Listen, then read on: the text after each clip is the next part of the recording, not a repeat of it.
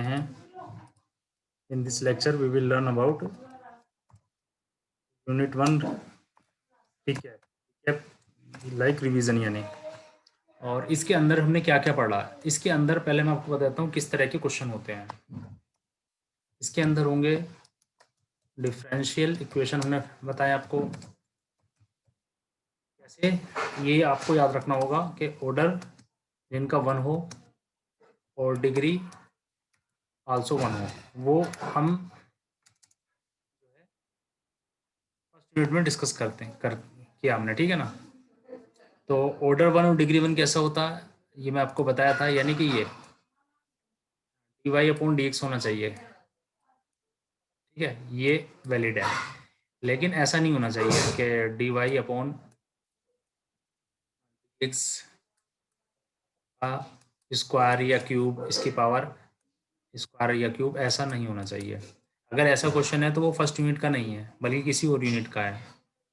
या फिर ऐसा कि d2y/dx2, ऐसा भी नहीं होना चाहिए। ऐसा क्वेश्चन अगर है तो वो फर्स्ट यूनिट का नहीं है, क्योंकि इसमें ऑर्डर 2 है इसका, जबकि यहाँ पर हमने बताया ऑर्डर भी 1 होना चाहिए, डिग्री भी 1।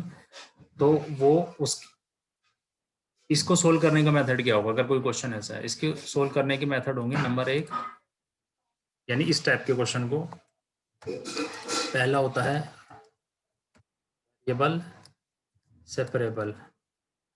वेरिएबल सेपरेबल में पता है क्या होता है, इजी है। वेरिएबल सेपरेबल में ये होता है कि अगर हम वेरिएबल को सेपरेट कर पाते हैं, जैसे कि सपोज कीजिए ये क्वेश्चन लिखा हुआ है कि x, मैं फ़ोन थोड़ा चेंज कर लेता हूँ, ये सही है, x y dy is equal to dx लिखा हुआ है। तो इस क्वेश्चन में क्या है, इस क्वेश्चन में ये होता है, देखिए कि आप ये dy के साथ y की रिक्वायरमेंट है, तो y इसको ऐसा लिख सकते हैं आप, y is equal to dx upon x, और इसका इंटीग्रेशन हो जाएगा, y का हो जाएगा y² upon 2 is equal to, इसका हो जाएगा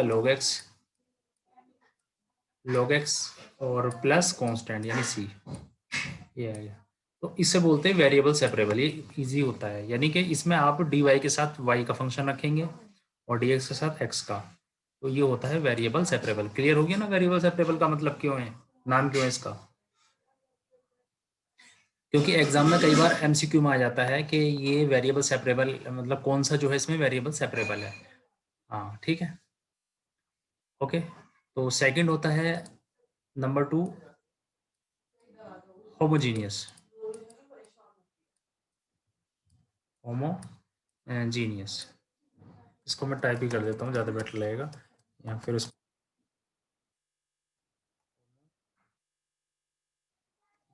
ठीक है। होमोजीनियस किसे कहते हैं, अगर सपोज कीजिए कि हमारा क्वेश्चन जैसे अभी तो ये लिखा आपसे बताया इस तरह का फॉर्म में, इस तरह की फॉर्म में नहीं है, बल्कि क्वेश्चन हमारा इस तरह की फॉर्म में है कि x plus y d x equal to, ये d x is equal to d y, हाँ भी हो सकता है डी वाई, और यहाँ पर मान लिया वाई, इस टाइप का क्वेश्चन है। ओके, तो इस टाइप का क्वेश्चन है, आपको कैसे पता चलेगा, तो पहले इसका निकालेंगे d y upon d x. तो जब आप इसका d y upon d x निकाल रहे हैं तो d y upon d x is equal to कितना आ रहा है, x plus y upon y आ रहा है। तो इस टाइप का क्वेश्चन आएगा। अब इसमें आप ये बताइए कि जो एक्स प्लस वाई तो प्लस में है या माइनस में है, तो इसको सेपरेट नहीं कर पाएंगे हम, यानी इस तरीके से, ठीक है। ऐसा तो नहीं कर पा रहे ना आप कि इधर चला गया ये ऐसे शिफ्ट हो गया, ऐसा नहीं है इसमें, क्योंकि ये एक्स प्लस वाई है, तो एक्स डी एक्स के साथ भी है, वाई डी एक्स के साथ भी है, तो यहाँ पर वो प्रॉब्लम आपको फेस, तो इसलिए क्या करते हैं, इसमें दूसरा कैटेगरी चेक करते हैं जिसका नाम है होमोजीनियस। होमोजीनियस की पहचान ये होती है कि कोई भी d y upon d x है जिसमें सबकी पावर सेम होगी, इसकी पावर भी है 1 है, इसकी पावर भी 1 है, इसकी पावर भी है 1 है, इसलिए मैंने y लिखा था ताकि पावर सबकी सेम रहे, तो वो होमोजीनियस होता है। तो फिर हम उसे होमोजीनियस मेथड से सोल्व करते हैं। अब सोल्व करते कैसे हैं, ये उसके लिए अलग से वीडियो मैंने अपलोड की थी, उससे देखना, क्योंकि अगर मैं आपको बताऊंगा सोल्व कैसे करते हैं तो ये रिविजन नहीं होगा, बल्कि इसी पे पूरा लेक्चर ही चला जाएगा, ठीक है। तो होमोजेनियस की पहचान। नंबर 3 होता है रिड्यूसिबल टू होमोजेनियस। रिड्यूसिबल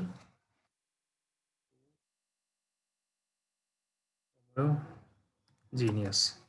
इसमें क्या करते हैं हम, इसमें यानी क्वेश्चन अगर इस टाइप का नहीं है, इस टाइप का है तो वेरिएबल सेपरेबल, और अगर इस टाइप का है इसमें पावर सेम है तो रिड्यूसिबल टू होमोजीनियस, और अगर इस टाइप का नहीं है तो सॉरी, अगर इस टाइप का तो होमोजीनियस, अगर इस टाइप का नहीं है तो रिड्यूसिबल टू होमोजीनियस। यानी इस टाइप का चेक करते हैं, इसमें क्वेश्चन इस टाइप का होना चाहिए। y upon x is equal to a1x plus b1y plus c1 dividing a2x plus b2y plus c2। इस टाइप का, जैसे मैं एग्जांपल भी हैंड टू हैंड बता भी देता हूँ। dy अपॉन dx ये क्वेश्चन है, इसको सोल्व करना है। इज इक्वल टू ये लिखा हुआ है x plus y plus 2 dividing 2x plus 2y minus 8, कुछ भी, ये मैंने एग्जाम्पल लिखा है। तो अब आप देखिए, आपको देखने से ही पता चल रहा होगा कि ये इस टाइप का है कि नहीं है, क्योंकि ये इस टाइप का भी नहीं है। यहाँ पर कांस्टेंट है प्लस में, यहाँ पर कांस्टेंट प्लस में कुछ नहीं होता। तो इसमें क्या होता है, इसमें पावर भी सेम होती है, साथ में कांस्टेंट होता है। इसका नाम होता है रिड्यूसिबल टू होमोजेनियस। ठीक है, तो आपको क्लियर हुआ कि क्वेश्चन की पहचान कैसे है। और एग्जाम में क्वेश्चन डायरेक्ट भी आते हैं एमसीक्यू में कि ये क्वेश्चन किस टाइप का है, तो आप इसका नाम रखोगे रिड्यूसिबल टू होमोजेनियस। ठीक है, इस तरीके से इसको हम करते हैं। And number 4 is linear differential equation. Linear differential, ठीक है। लीनियर डिफरेंशियल इक्वेशन क्या होता है, ये भी बहुत इंपॉर्टेंट है। इंपॉर्टेंट इसलिए कह रहा हूँ क्योंकि इसका यूज़ आगे भी होगा, सेकंड थर्ड यूनिट में भी इसका यूज़ होता है। तो लीनियर होता तो वेरिएबल सेपरेबल का भी है, इसका भी है, तो लेकिन इसका ज़्यादा यूज़ है। लीनियर डिफरेंशियल इक्वेशन क्या होता है, अगर सपोज करो आपके पास कोई इक्वेशन इस तरह की गिवन है, d y upon d x plus plus p y is equal to Q.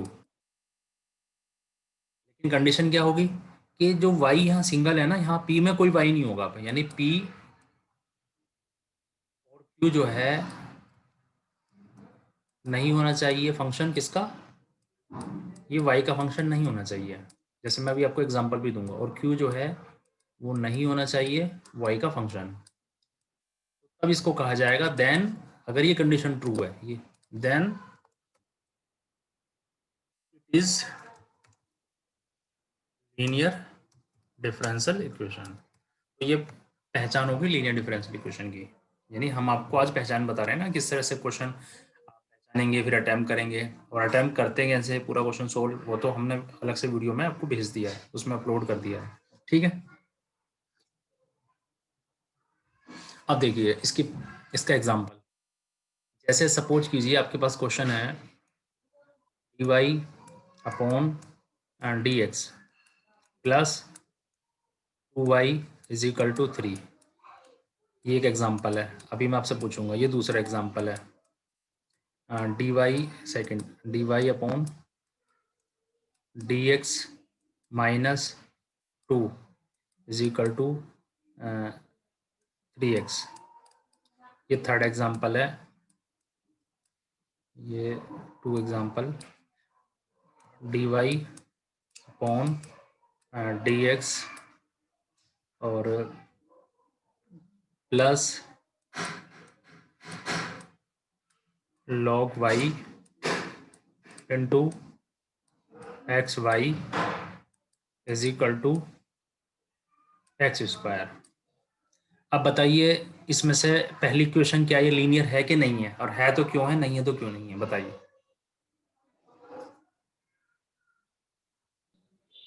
Sir जब भी कोई लीनियर डिफरेंशियल इक्वेशन चेक करना होता है तो उसे चेक करते हैं कि यहाँ d y upon d x है सिंगल, यहाँ भी है, ठीक है, और यहाँ पर वाई है तो ये वाई ये वाला हो गया, और जो इसके साथ वैल्यू है इसको पी बोलते हैं, तो यहाँ पर पी हो गया एक्स log वाई यानी ये, ठीक है, और राइट हैंड साइड में जो होता है क्यू वो हो गया एक्स स्क्वायर कंपेयर करने से।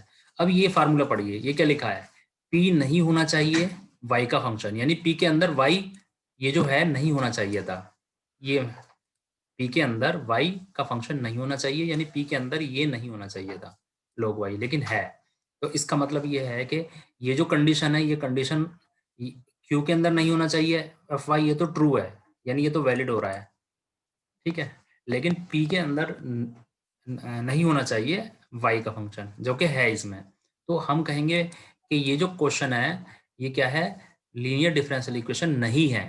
रीजन, क्योंकि जो p है, p का मतलब है इसके अंदर y कहीं होना ही नहीं चाहिए, ठीक है।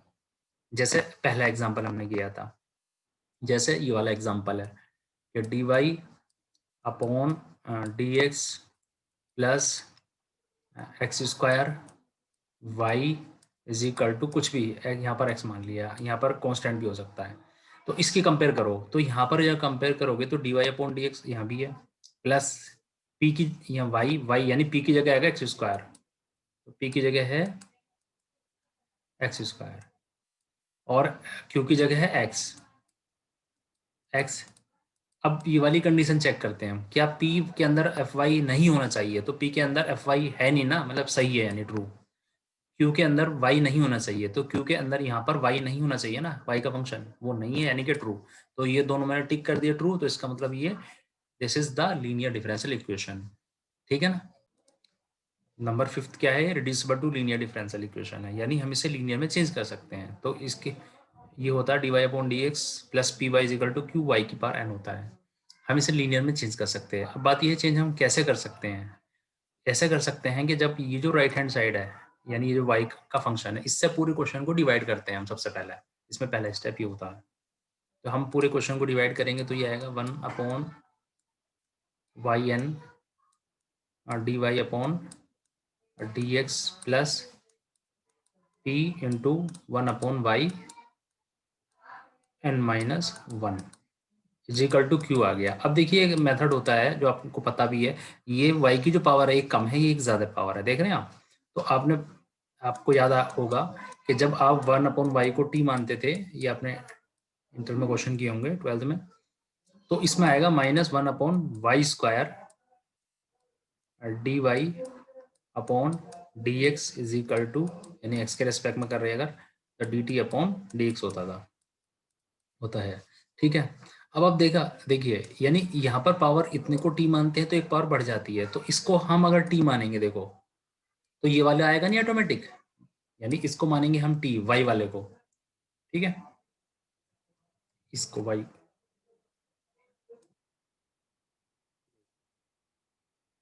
मानेंगे टी। आपको जो है देखो, ये मैंने एग्जांपल भी नीचे दे दिया है, क्योंकि आपने 12th में से क्वेश्चन किए होंगे, इसको टी मानते तो ये आता है, अगर ये हम वाई स्क्वायर लेंगे तो वाई क्यूब आता है, तो ऑटोमेटिक इसमें ऐसा ही होता है। देखो इसमें एक पावर कम है, इसमें एक पावर ज़्यादा है, वाई एन है, तो जब इसको टी मानोगे ना, बस इसको टी मानना है, बाकी ट्रिक वही है, यानी अपने आप ये आ जाएगा और क्वेश्चन ऑटोमेटिकली लीनियर में कन्वर्ट हो जाएगा। क्वेश्चन जो मैंने करके इसको रिकॉर्ड भी करके आपको उस पर अपलोड कर दिए हैं, ठीक है, ओके, और इस वीडियो को भी हम अपलोड करेंगे उस पर, ठीक है, आज शाम को, ठीक है। तो ये हमारे 5 मेथड है, एक मेथड और होता है लेकिन उसके क्वेश्चन अलग टाइप के होते हैं, एग्जैक्ट डिफरेंशियल इक्वेशन उसका नाम होता है, लेकिन मैंने ये 5 मेथड होते हैं जो हमारे फर्स्ट यूनिट में। अब ये जो 5 मेथड है ना, ये 5 चैप्टर है दरअसल, यानी हम जो पढ़ रहे हैं, हमने जो पढ़ा, पहला चैप्टर वेरिएबल सेपरेबल का था, पहला चैप्टर तो इंट्रोडक्शन का था, दूसरा चैप्टर वेरिएबल सेपरेबल का था, तीसरा चैप्टर इसका था, और फोर्थ चैप्टर इसका था, और 5th चैप्टर ये था, और 6th चैप्टर ये था। ये फर्स्ट यूनिट में है, ठीक है ना। तो इसलिए